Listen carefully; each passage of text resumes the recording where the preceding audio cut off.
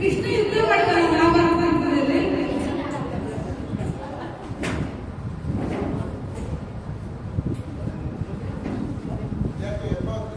ಕೃಷ್ಣ ಯುದ್ಧ ಮಾಡ್ತಾನೆ ಮಹಾಭಾರತ ಯುದ್ಧದಲ್ಲಿ ಎಂತ ಹೇಳ್ತಾರೆ ಹೇಳ್ತಾನೆ ಅವನು.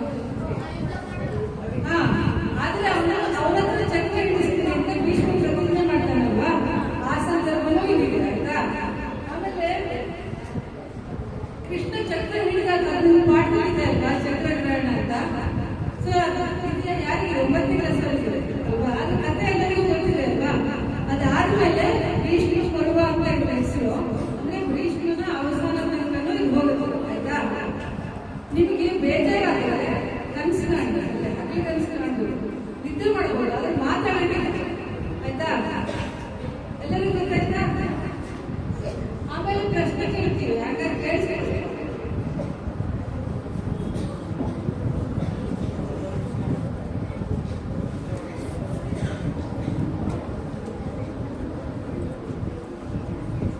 ನಮ್ಮ ಕಲಾವಿದರ ಪರಿಚಯ ಮಾಡಿಕೊಡ್ತೀನಿ. ಹಿಮ್ಮೇಳದಲ್ಲಿ ಭಾಗವತರು ಯಜ್ಞೇಶ್ವರ ಕೃತಿ ಆಧಾರವೇ ಮಕ್ಕಳಿಗೆ ಶರತ್ ಜಂಟೆ ಚಂಡೆ ಶ್ರೀ ಮಿತ್ರ ಮಧ್ಯಸ್ಥ ಗೌರವನೆ. ಮುಮ್ಮೇಳದಲ್ಲಿ ಭೀಷ್ಮನಾಗಿ ಕಡ್ಕೊಂಡು ನಾರಾಯಣ ಭಟ್, ಗೌರವನಾಗಿ ಉಮಾ ಮಹೇಶ್ವರ ಹೆಗಡೆ, ಕೃಷ್ಣನಾಗಿ ಲೋಕಿ ಚಂದ್ರಶೇಖರ್, ಅರ್ಜುನನಾಗಿ ಮಿತ್ರ ಮಧ್ಯಸ್ಥ, ಕರ್ಣನಾಗಿ ಪ್ರಕಾಶ್ ಜೈನ್ ನಗರ, ಧರ್ಮರಾಜನಾಗಿ ಪ್ರಕಾಶ್ ಜೈನ್ ನಗರ.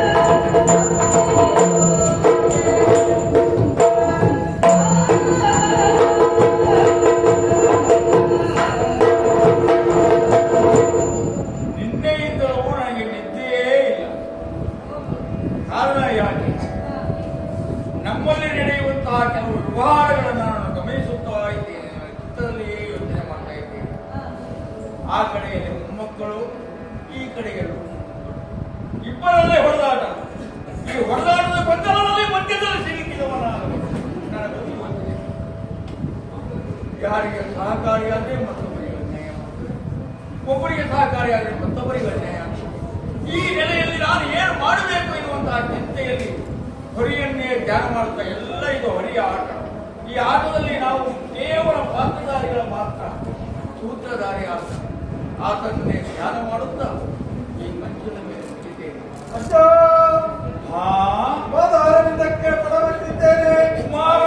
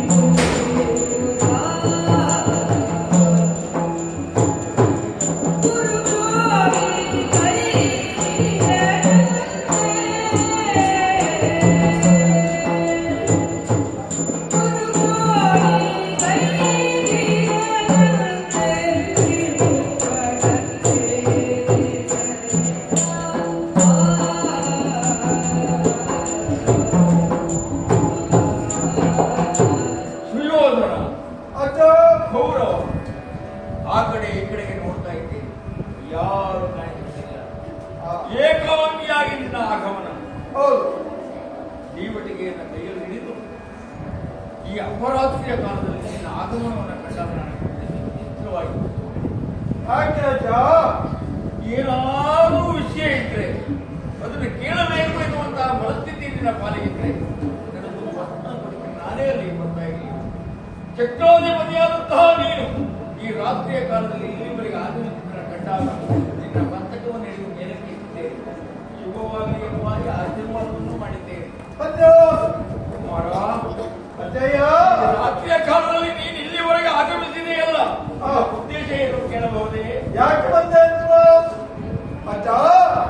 ಪಾಂಡವರು ಮತ್ತು ಸೇನಾ ಸಹಿತರಾಗಿ ಕುರುಕ್ಷೇತ್ರದಲ್ಲಿ ಬೀಡುಬಿಟ್ಟಿದ್ದಾರೆ. ಅವರಿಗೆ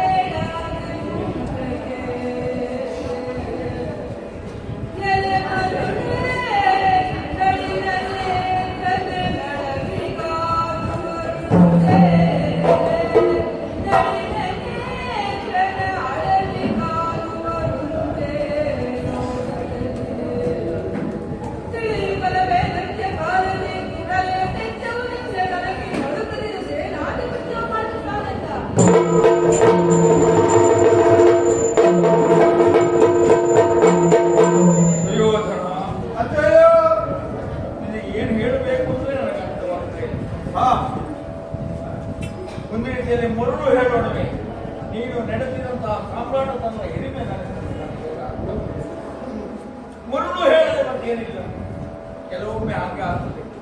ಪ್ರಪಂಚದಲ್ಲಿ ಸರ್ವವನ್ನು ತಿಳಿದುಕೊಂಡವ ನಾನು ಎನ್ನುವಂತಹ ಮನಸ್ಥಿತಿ ಮತ್ತೊಮ್ಮನಿಗೆ ಇರ್ತದೆ. ಆದ್ರೆ ಅವ ಒಂದು ಸರಿ ಹುಚ್ಚನಾಗಿ ನನ್ನ ಜೀವನದಲ್ಲೂ ಅದು ಆಗಿ ಹೋಯಿತು ಅಂತ ನನಗೆ. ಯಾಕೆಂದ್ರೆ ಪಾಂಡವರು ಯುದ್ಧ ಭೂಮಿಯನ್ನು ಪ್ರವೇಶ ಮಾಡಿದ್ದಾರೆ. ಪಶ್ಚಿಮಾಂಬದಿಯಲ್ಲಿ ತಮ್ಮ ಪುಟಕುಟೀರವನ್ನು ನಿರ್ಮಾಣ ಮಾಡಿ ಪೂರ್ವ ನಿರೀಕ್ಷೆಯಲ್ಲಿದ್ದವರು ಯುದ್ಧ ನಿರ್ಣಯ ಮಾಡಿದವ ನೀವು. ಪ್ರಾರಂಭದಲ್ಲಿ ಅವರು ಪಶ್ಚಿಮಾಂಬದಿಯಲ್ಲಿ ಬಿಡದಿಯನ್ನು ಮಾಡಿ ಪೂರ್ವ ನಿರೀಕ್ಷೆಯಲ್ಲಿದ್ದಾರೆ. ಈಗ ನಾವು ಹೋದ್ರೆ ನಾವು ಪೂರ್ವದಿಂದ ಪಶ್ಚಿಮ ನಿರ್ಮಾಣ ಮಾಡಬೇಕು. ಆದ್ದರಿಂದ ನಾನು ಹೇಳುವುದು ಇದು ಬಹುಶಃ ನಮಗೆ ಅಂತ್ಯಕಾಲದ ಒಂದು ಸನ್ನಿವೇಶ ಪ್ರಾಪ್ತವಾಗಿ ಹೋಯಿತು ಅಂತ ನನಗೆ ಹೇಳ್ತಾ ಇದ್ದೆ. ಆಕ್ಷೇಪಕ್ಕೆಲ್ಲ ಇದು ನಿಜವಾದ ವಿಚಾರ. ಏನು ಮಾಡೋಣ ಹೇಳು? ಆ ನಳಿನ ಲಾಭ ಕಡೆಯಲ್ಲಿದ್ದಾಗ ಏನು ಮಾಡಲಿಕ್ಕೆ ಸಾಧ್ಯ? ಏನು ಮಾಡಲಿಕ್ಕೆ ಸಾಧ್ಯ? ಏನು ಮಾಡಲಿಕ್ಕೆ ಇಲ್ಲ. ಆತನ ಎದುರು ಮಾತೇನಿಲ್ಲ. ಆದ್ರೆ ನೀನೊಂದಬೇಕಾಗುತ್ತಿಲ್ಲ. ಈಗ ನಿನ್ನ ಮಾತಿನಂತೆ ಸೇನಾಧಿಪತಿಯನ್ನು ಅನುಕರಿಸುವುದಕ್ಕೆ ನಾವು ಸಿದ್ಧರಿದ್ದೇನೆ. ಅಲ್ಲ, ರಾತ್ರಿಯ ಕಾಲ ಪ್ರಯಾಣಕ್ಕೆ ಇರುವುದಿಲ್ಲ. ನೀನು ಅರಮನೆಯನ್ನು ಸೇರಿ ಸುಖವಾಗಿ ನಿದ್ರೆಯನ್ನು ಮಾಡು. ನಾಳೆ ಇವತ್ತಾದ್ರೂ ಒಂದು ಒಳ್ಳೆ ನಿದ್ದೆ ಮಾಡು. ನೀನು ಒಳ್ಳೆ ನಿದ್ದೆ ಮಾಡಿದ್ರೆ ಅಂತಾದ್ರೆ ನಾನು ನಿದ್ದೆಯನ್ನು ಮುಗಿಸಿ ಸೂರ್ಯೋದಯಕ್ಕೆ ಸರಿಯಾಗಿ ನನ್ನ ಪ್ರಕಾರ ಹೇಳ್ತೇನೆ. ಆಮೇಲೆ ಮುಂದಿನ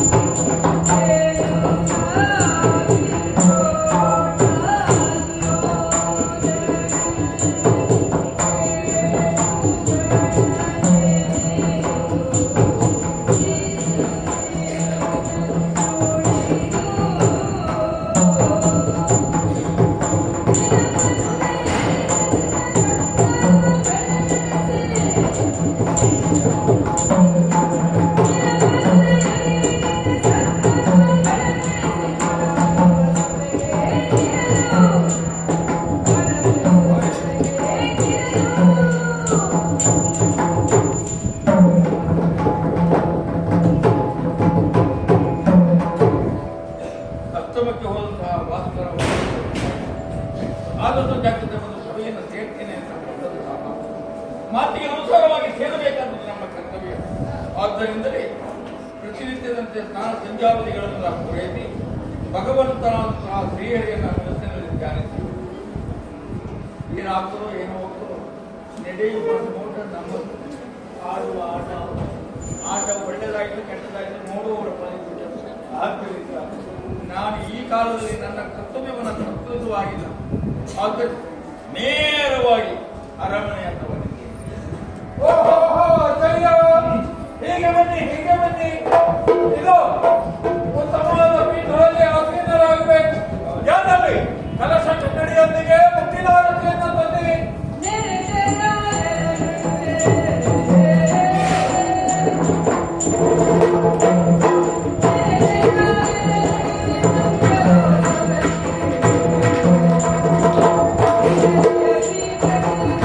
Thank you.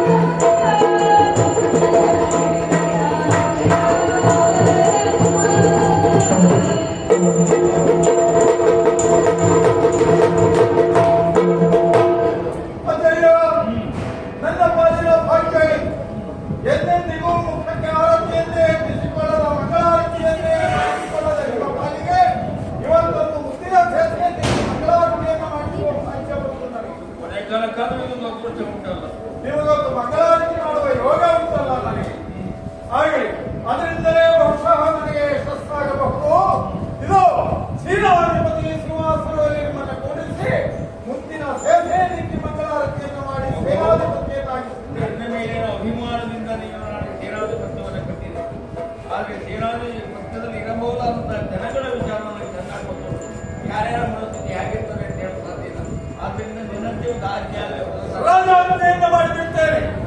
ಇಂದಿನಿಂದ ಈ ಕ್ಷಣದಿಂದ ಕುರು ಸೇನೆಗೆ ಅಧಿಪನಾಗಿ ಅಜಯ ಭೀಷ್ಮಾಚಾರ್ಯರಿದ್ದಾರೆ. ಅವರ ಸೇನಾಧಿಪತ್ಯದಲ್ಲಿ ನಮ್ಮ ಸೇನೆ ಮುಂದುವರಿಯುತ್ತದೆ.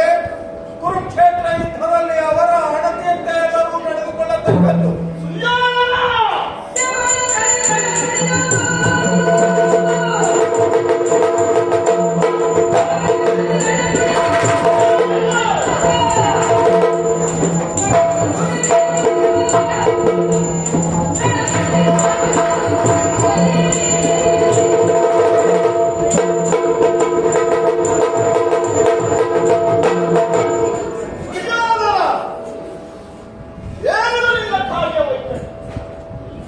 ಕರುಣನೆಂಬುವನು ನಾನಿಲ್ಲಿರುವಾಗ ಈ ಸೇನಾಧಿಪತ್ಯವನ್ನು ನನಗೆ ನೀಡಬೇಕಾಗಿ ನಿನ್ನ ಆತ್ಮೀಯ ನಿನ್ನ ಸ್ನೇಹಿತ ನಾನು. ಆದರೆ ದೇವರೇ ಮಾಡುತ್ತವರು ಅಂತ ಈ ತೊರಲಿನ ಮುದುಕನಿಗೆ ನೀನು ಸೇನಾಧಿಪತ್ಯವನ್ನು ಬಿಡುತ್ತಾ ಇದ್ದೀಯ. ಇವನ ಸೇನಾಧಿಪತ್ಯದಲ್ಲಿ ನಾನು ಯುದ್ಧವನ್ನು ಮಾಡಲಾರೆ. ಇಗೋ ನನ್ನಿಂದ ಆಗ ಒಟ್ಟರೆ ನನಗೆ ಕೊಡು, ಈ ಮುದುಕನನ್ನು ಕಳಿಸು.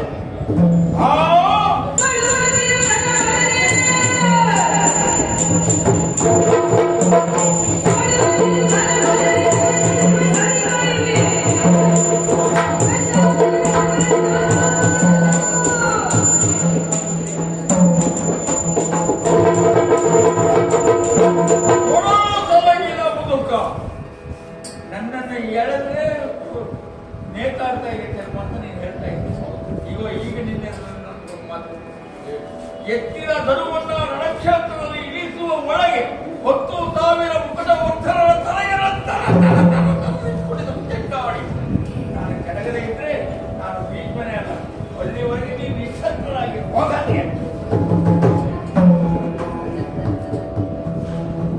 ಅಯ್ಯ, ಈಗ ನೀನು ಆಡುವವರು ಮಗಳುವವರು ಎಂದೂ ಮಗಳಿಯ ಮಗಳುವ ನಾಯಿ ಬಚ್ಚುವುದಿಲ್ಲ ಅಂತ ಮಾತು ನನಗದು ಗೊತ್ತಿತ್ತಲ್ಲ. ಏನು ಹೇಳಿದ್ರು. ಈಗ ನಮ್ಮಲ್ಲಿ ಹೋಗಬೇಕು. ಆದ್ದರಿಂದ ನಮಗೆ ಈಗೇನು ಮಾಡಬೇಕು? ಸುಯೋಧನ ಗಂಗಾ ನೆನಪಿಗಾಗಿ ಸುಗಾವಿನ ಮುಂದಿನ ಪಟ್ಟಣ ತಲೆ ಕಡಿಯುವುದು ಅವನಿಗ. ಈಗ ನಿನ್ನ ಆಸೆ ನೆರವೇರಿಸಬೇಕಾಗಿದೆ. ಯಾವ ಚಕ್ರವನ್ನು ಹಿಡಿಯುವುದಿಲ್ಲ ಎನ್ನುವಂತಹ ವಿಷಯವನ್ನು ನನಗೆ ಮಾತು ಕೊಟ್ಟಿದ್ದರು. ಅದೇ ಕೃಷ್ಣನ ಕೈಯಲ್ಲಿ ಚಕ್ರ ಸುದರ್ಶನವನ್ನು ಹಿಡಿಯುತ್ತಾ ಇದ್ದೆ. ನಾನು ಭೀಷ್ಮನೇ ಅಲ್ಲ, ಭೀಷ್ಮನೇ ಅಲ್ಲ. ಅಜಯ, ಹಾಗಾದ್ರೆ ನನಗೆ ಹೋಗಲಿ ನಮ್ಮ ಸೇನೆ.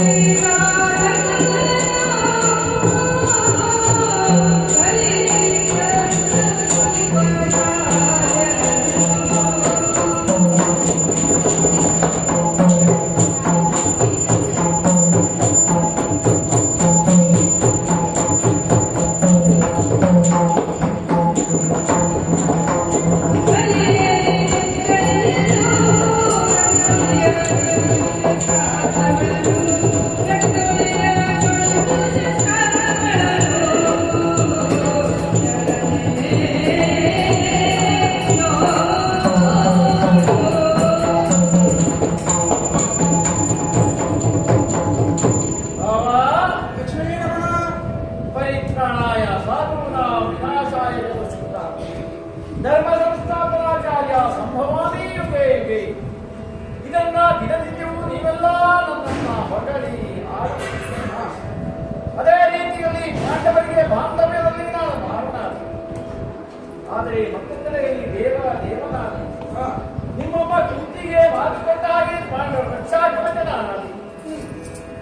ಕವಚವು ತನ್ನ ಒಳಗಿದ್ದಂತ ಮರಿಗಳನ್ನ ಯಾವ ರೀತಿಯಲ್ಲಿ ರಕ್ಷಣೆ ಮಾಡಬೇಕು ಆ ರೀತಿಯಲ್ಲಿ ರಕ್ಷಣೆ ಮಾಡಬೇಕು ಅಂತ ಆಶ್ವಾಸನೆಯನ್ನ ಅತ್ತೆಯವರಿಗೆ ಕೊಟ್ಟ ಹಾಗೆ ನಿಮ್ಮನ್ನ ಇಲ್ಲಿಯವರೆಗೆ ನಡೆಸಿಕೊಂಡು ಬಂದೆ. ನಿಜ. ಹಾಗಾಗಿ ನೀನು ನನ್ನನ್ನ ಯುದ್ಧಕ್ಕೆ ಕರೀಲಿಕ್ಕೆ ಬಂದಾಗ ಮೊದಲಾಗಿ ಪಾಪ ನೀನೇನು ಬಂದೆ ಅಂತ ಕೇಳಿದೆ. ಅದಕ್ಕೆ ನೀನು ನನ್ನ ಪಕ್ಷಕ್ಕೆ ಬರಬೇಕು ಅಂತ ಅಪೇಕ್ಷೆ ಪಟ್ಟೆ. ಇನ್ನಿದ್ದಂತ ಗೌರವ ನಾವು ಯಾವತ್ತು ಕಾಲ ಬಿಡದವರಲ್ಲ, ನಾವೆಲ್ಲವರು ನೀವು ಯಾವ ಪಕ್ಷಕ್ಕೆ ಬರಬೇಕು ಇಲ್ಲ. ನಮಗೆ ನಿಮ್ಮದಾದಂತ ಏನು ನಾರಾಯಣಿ ಪಕ್ಷವನ್ನ ನೀಡಬೇಕು ಅದರಂತೆ ಕೊಟ್ಟು ಆಯಿತು. ಒಟ್ಟಿನಲ್ಲಿ ಎರಡೂ ಪಕ್ಷದವರಿಗೆ ಸಮಂಜಸವಾದಂತಹ ಉತ್ತರವನ್ನ ಕೊಟ್ಟು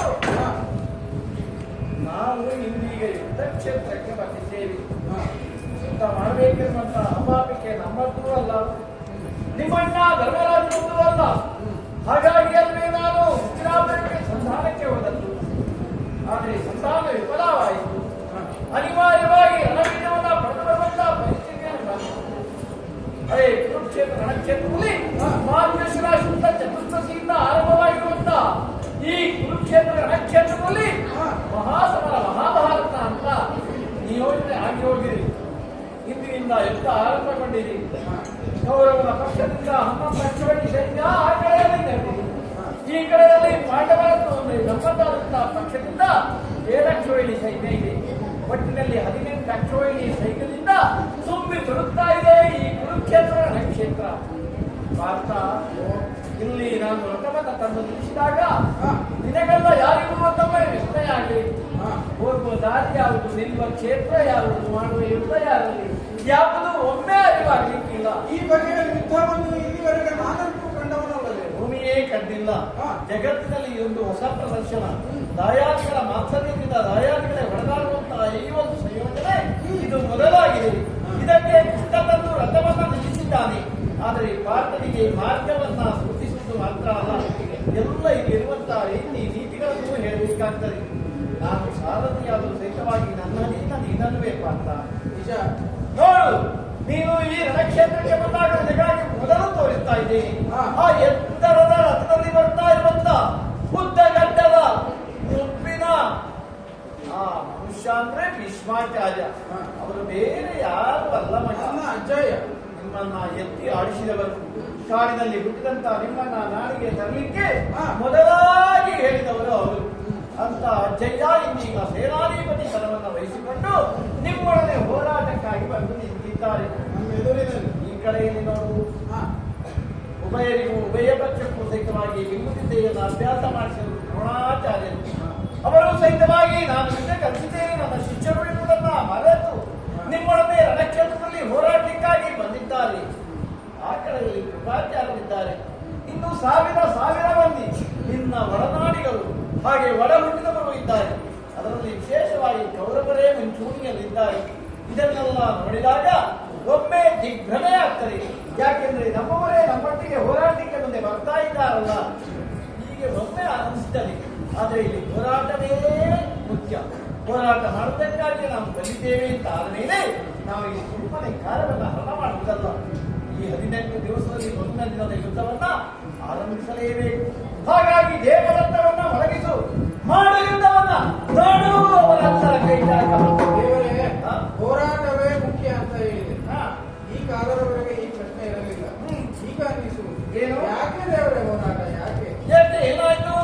ಈಗ ಹೋರಾಟಕ್ಕೆ ಇಳಿದ್ವಿ ಅಂತ ಆದ್ರೆ ನಮ್ಮ ಮೊದಲಾಟಿಗೆ ಯಾಕೆ ಮರಣ? ಹರಿಯ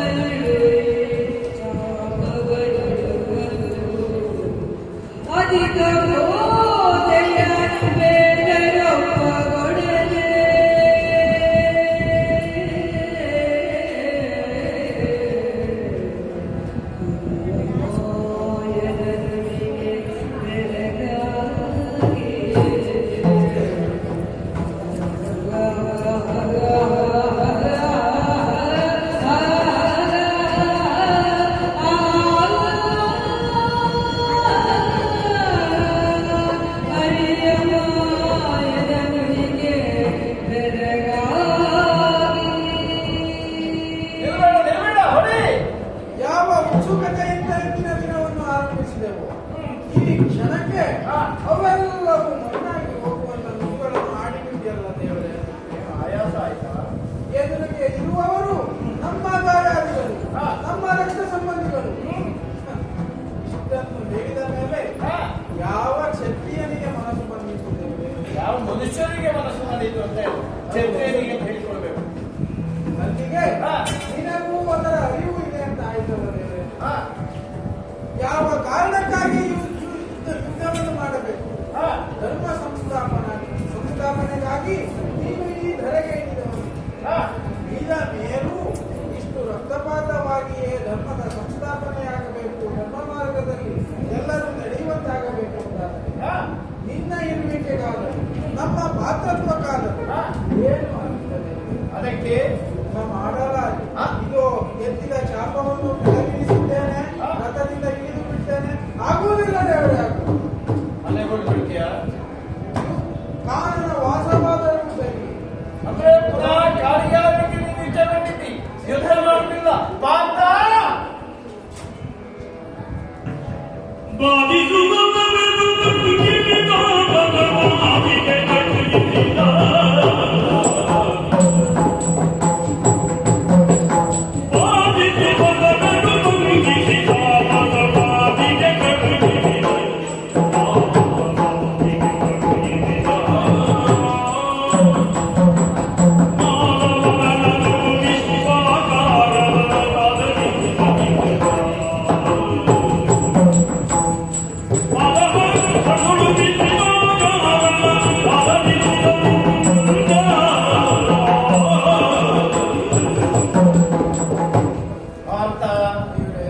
ಒಟ್ಟಿನಲ್ಲಿ ನಿಮ್ಮನ್ನು ನಂಬಿ ನಾನು ಕೆಟ್ಟೆ ಅಂತ ಹೇಳಬೇಕು. ಯಾಕೆ ಅಂದ್ರೆ ನಾನು ನಿನ್ನ ಸಾರಥಿ. ಆದರೆ ಇಲ್ಲಿ ಸಾರಥಿ ಹಾಗೂ ರಥಿಕರ ಮೈತ್ರತ್ವ ಹೇಗಿದೆ ಅಂತ ಹೇಳಿದ್ರೆ, ನಾನು ಹೇಳಿದಾಗ ನೀನು ಕೇಳಬೇಕು, ನೀನು ಹೇಳಿದಾಗೆ ನಾನು ಕೇಳುವ ಪ್ರಸಂಗವೇ ಇಲ್ಲ.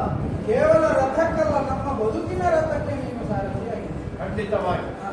ಆದರೆ ನಾನು ಹೇಳಿದಾಗಲೂ ನೀನು ಯುದ್ಧ ಮಾಡುವುದಿಲ್ಲ, ಕಾರಣ ಸೇರ್ತೇನೆ ಎನ್ನುವಂತ ಮನೋಭಾವನೆ ಇದೆ ಅಂತಾದ್ರೆ, ನಾನು ಇಷ್ಟು ದಿನ ಧರ್ಮಕ್ಕಾಗಿ ಧರ್ಮದ ರಕ್ಷಣೆಗಾಗಿ ಮಾಡಿದಂತ ಎಲ್ಲ ಕೈಂಕರ್ಯಗಳು ವ್ಯರ್ಥವಾಗಿ ಹೋಯ್ತಲ್ಲ ಅಂತ ಅನಿಸ್ತಾ ಇದೆ.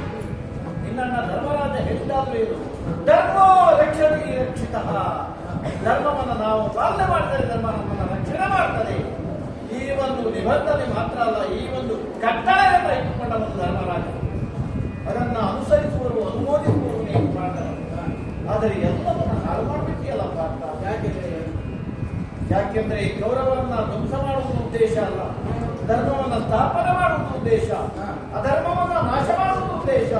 ಇದು ಕೃಷ್ಣನ ಒಂದು ಗಾಢವಾದಂತ ಒಂದು ನಿರ್ಧಾರ.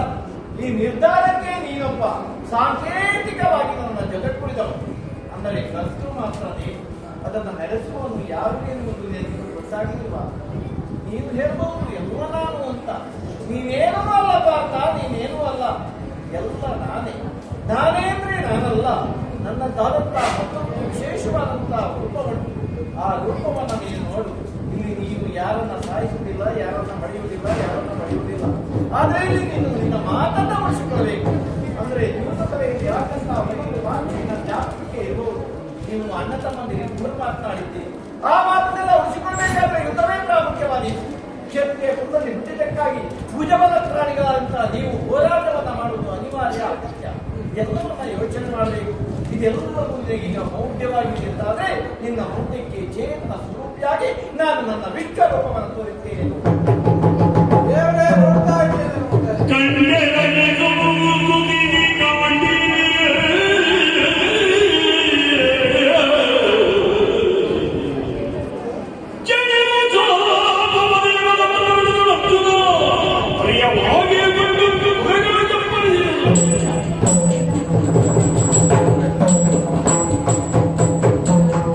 ಹರಿಯೇ ನೋಡಿದ್ದೇನೆ, ವಿಶ್ವರೂಪವನ್ನು ನಮಿಸಿಕೊಂಡಿದ್ದೇನೆ ಮೊದಲಾಗಿ.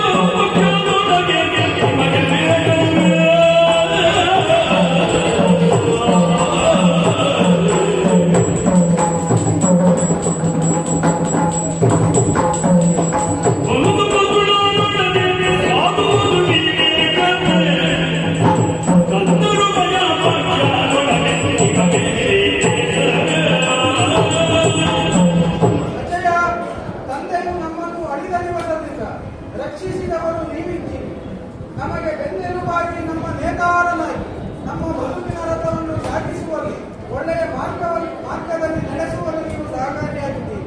ಆದರೆ ಈ ಕಾಲಕ್ಕೆ ನಮ್ಮ ಎದುರು ಬಂದು ನಮ್ಮನ್ನು ಯುದ್ಧ ಮಾಡ್ತಿರಲ್ಲ. ಬೇಡ ಏಕೆ ಆದರೆ ನಮಗೆ ವಿವೇಕವನ್ನು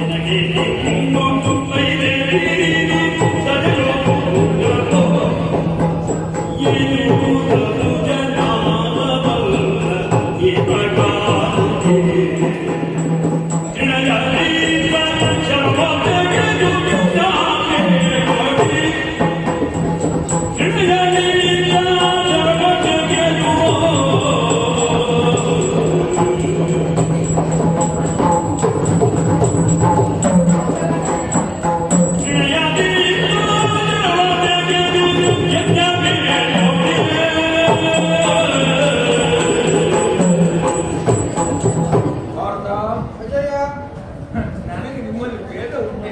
ಮತ್ತೆ ನೀವು ಒಂದೇ ಪಾಂಡವರು ಒಂದೇ ಕೌರವರು ಸಮಾನ ದೃಷ್ಟಿಯಲ್ಲಿ ನಾನು ಇಲ್ಲಿವರೆಗೂ ನೋಡಿಕೊಂಡು ಬಂದವು. ಆದರೆ ಅನಿವಾರ್ಯವಾಗಿ ನಿಮ್ಮಿಬ್ಬರಲ್ಲಿ ಯುದ್ಧ ಪ್ರಾರಂಭವಾಯಿತು. ಈ ಯುದ್ಧಕ್ಕೆ ಕಾರಣೀಕರ್ತರೂ ನಾವಲ್ಲ. ಆ ಅನ್ನವನ್ನು ಯುದ್ಧದಲ್ಲಿ ಅದನ್ನು ರಕ್ಷಣೆ ಮಾಡಬೇಕಾದ ಆ ನೆಲೆಯಲ್ಲಿ ನಾನಿದ್ದವು. ಹೀಗೆ ಮಾತಾಡುವುದಕ್ಕೆ ವಿಶ್ಲೇಷಣೆ ಮಾಡುವುದಕ್ಕೆ ನಮಗೆ ಅವಕಾಶವೂ ಇಲ್ಲ. ಯುದ್ಧ ಸನ್ನಿವೇಶ ಈ ಯುದ್ಧದಲ್ಲಿ ನಾವು ಹೇಗೆ ಮಾಡಬೇಕು, ನಿಮ್ಮನ್ನು ಕಾಪಾಡುವುದಕ್ಕೆ ಶ್ರೀಗಳಿದ್ದಾರೆ, ಗೌರವವನ್ನು ಕಾಪಾಡುವುದಕ್ಕೆ ನಾಡಿದೆ. ನಮ್ಮಿಬ್ಬರಲ್ಲಿ ಯಾರು ಬಲಾಢ್ಯಗಳು ನಾವು ನೋಡಬೇಕು. ಆದ್ದರಿಂದ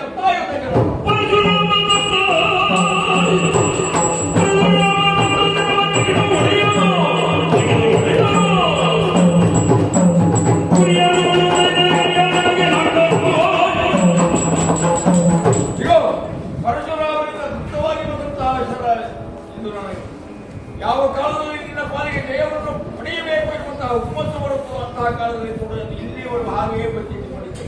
ಇವತ್ತಿಗೆ ಇದ್ದೀನಿ ಅವಕಾಶ. ಅಯ್ಯೋ ನಿನ್ನ ಮೇಲೆ ಪ್ರಯೋಗ ಮಾಡ್ತೇನೆ. ಅಲ್ಲ, ನಿನ್ನ ಮೇಲೆ ಹೊಡೆಯಲಿಕ್ಕೆ ಆಗುತ್ತಿಲ್ಲ ನನಗೆ. ಯಾಕೆ ನಿನ್ನ ಮೇಲೆ ಹೊಡೆದು ನೀನು ಉಳಿಯುವುದಿಲ್ಲ. ನಿನ್ನ ಉಳಿಸಬೇಕಾದ ಯಾರೇ ಹೊಡಿಬೇಕು ಅಂತ ಆಲೋಚನೆ ಮಾಡಿದ್ದೇನೆ. ಇಲ್ಲಿದ್ದಾನಲ್ಲ ಇವತ್ತು ಆದದ್ದು ಇವರ ಹಾಡೆಗೆ ಸರಿಯಾಗಿ ಹೊಡಿತೇನೆ.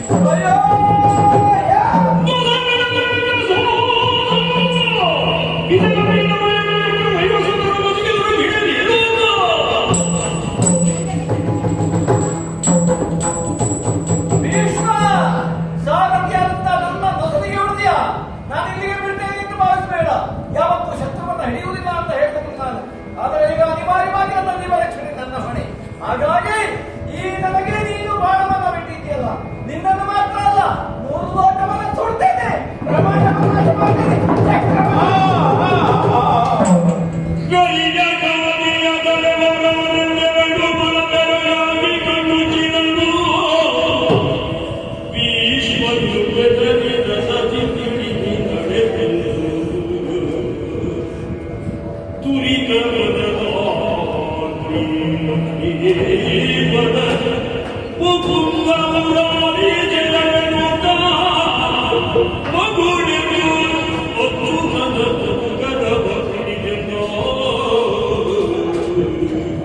ಕರದಲ್ಲಿ ಸುದರ್ಶನವನ್ನು ಹಿಡಿದಿದ್ದಾನೆ.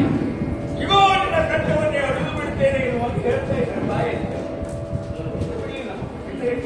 ಹಿಡ್ಕೊಂಡೇ ಇದ್ದಾನೆ, ಬಿಡಲೇ ಇಲ್ಲ. ಯಾಕೆ ಇದು ನನಗೆ ಅರ್ಥವಾಯಿತು. ಆದರೆ ನಾವು ಎಲ್ಲಿರಬೇಕು ಅಲ್ಲಿರಬೇಕು. ನಾನು ಎತ್ತರದಲ್ಲಿರುವ ಒಂದು ನೀರಿರುವುದಲ್ಲ. ಅದರಿಂದ ರಥದಿಂದ ಕೆಳಗೆ ಇರ್ತೇನೆ.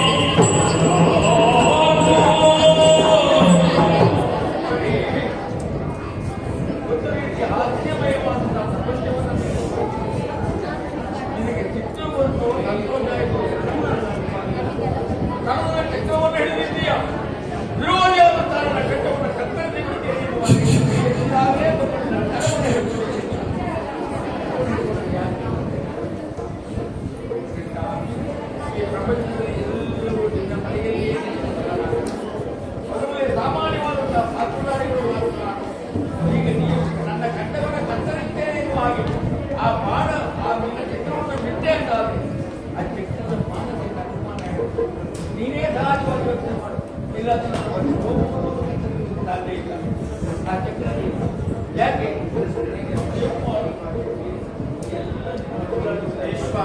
ಆದ್ದರಿಂದ ನನಗೆ ಹೇಳ್ತಾ ಇದ್ದೇನೆ, ಈ ಹೋಗಬೇಡ, ನನಗೆ ಗೊತ್ತುಂಟು ನಿನ್ನ ಮೇಲೆ ಯಾವ ಪ್ರಯೋಜನ ಆಗುವುದಿಲ್ಲ ಅಂತ.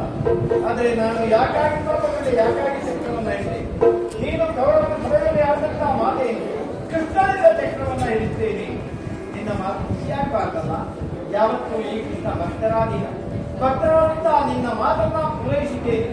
ನೀನು ಬಹಳ ಹೋಗುತ್ತಿಲ್ಲ, ನನಗೆ ಅರ್ಥ. ಆದ್ದರಿಂದ ಇವತ್ತು ಈ ಯುದ್ಧವನ್ನು ವಿರಾಮಗೊಳ್ಳೋಣ. ಎಲ್ಲ ನಮ್ಮ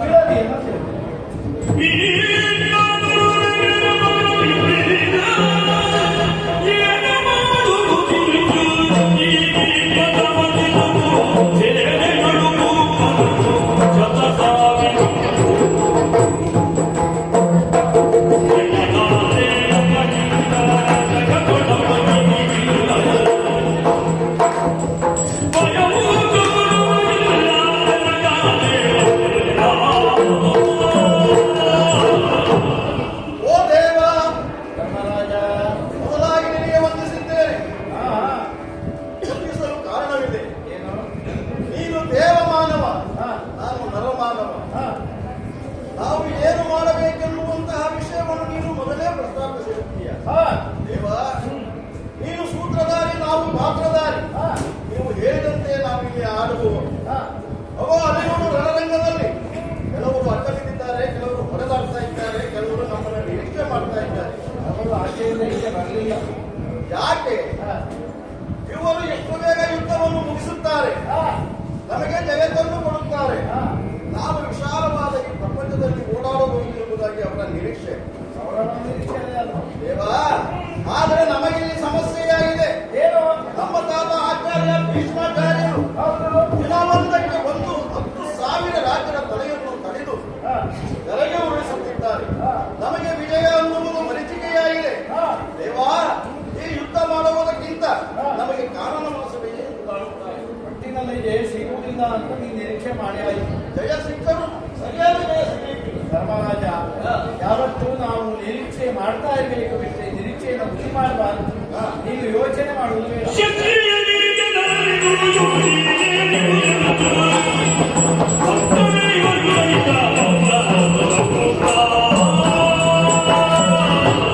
ಎಲ್ಲವೂ ಶಕ್ತಿಯಿಂದಲೇ ಆಗಲಿಲ್ಲ. ನಾನು ಇಲ್ಲಿಯವರೆಗೆ ನಾನಂತ ಯಾವ ಪ್ರಕ್ರಿಯೆಗಳೇ ಆಗಲಿ ಬಹಳಷ್ಟು ಯುಕ್ತಿಯನ್ನು ಉಪಯೋಗಿಸಿದ್ದೇನೆ. ಈಗಲೂ ಇನ್ನು ಯುಕ್ತಿಯನ್ನೇ ಉಪಯೋಗಿಸ್ತೇನೆ. ಎಲ್ಲಿಂದ ತಮ್ಮನಿಗೂ ನಾಲ್ವರನ್ನ ಜೊತೆಗೆ ನೀನು ಮುಸುಕ ಹಾಕಿ ನೇರವಾಗಿ ಅಜ್ಜೆಯನ್ನು ಬೆಳಕಿಕೊಡ್ಬೇಕು ಹೇಳಿ.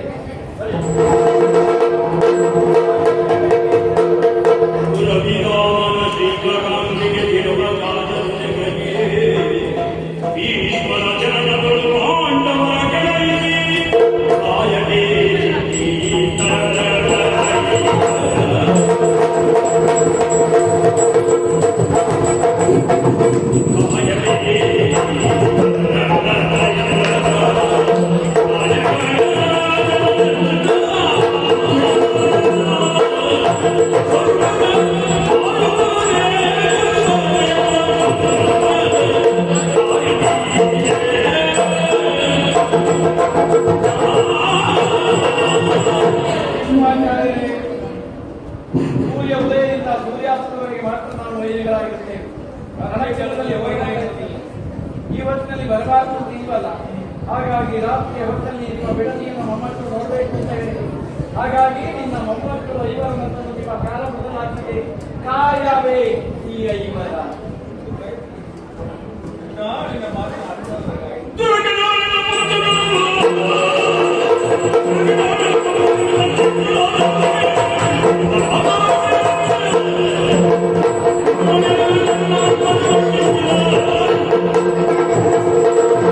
ಬಹುಕಾಲದ ನಿರೀಕ್ಷಿತವಾಗಿದ್ದಂತಹ ನನ್ನ ಜೀವ ಯಾರಿಗೂ ಸಿಗುವಂತಹದ್ದಲ್ಲ.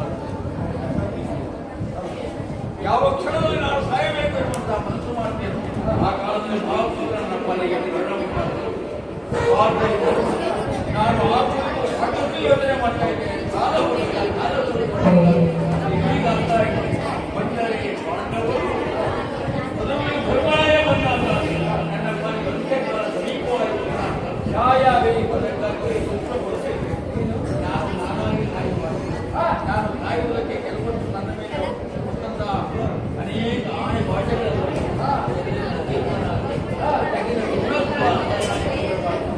ಆದ್ದರಿಂದ ನಾಳೆ ನಿಮ್ಮಲ್ಲಿಯೇ ಅಂದರೆ ನಾಳಿನ ಯುದ್ಧ ಮುಗಿಗೆ ದೃಪದನಲ್ಲಿ ನಾಳೆಯ ಮಧ್ಯಾಹ್ನವರೆಗೆ ನಾನು ಯೋಚನೆ ಪಡೆಯುತ್ತೇನೆ.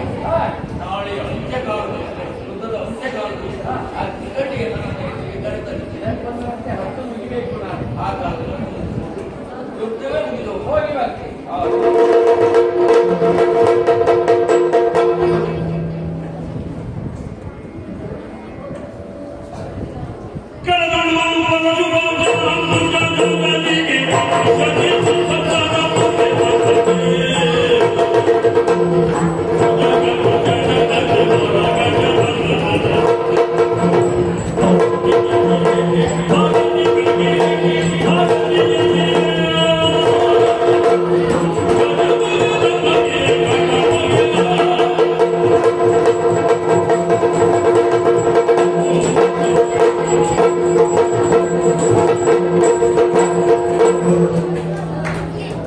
ಇಷ್ಟರವರೆಗೆ ಚಕ್ರಕಲ್ಪನಾತ್ಮಕ ಕಾಲ್ಪನೆಯಿಂದ ವೀಕ್ಷಿಸಿದ ಎಲ್ಲ ಮಕ್ಕಳಿಗೆ ಶಿಕ್ಷಕರಿಗೆ ಸಂಸ್ಥೆಗಳಿಗೆ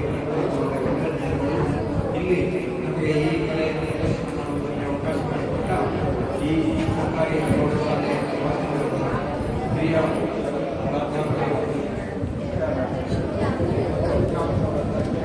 ನಾವು ಸಂಸ್ಥೆಯ ಪರವಾಗಿ ಕಲಾವಿದರ ಪರವಾಗಿ ಪೂರ್ವಕವಾದ ಕೃತಜ್ಞತೆಯಿಂದ ಸಲ್ಲಿಸುತ್ತಿದ್ದೇವೆ.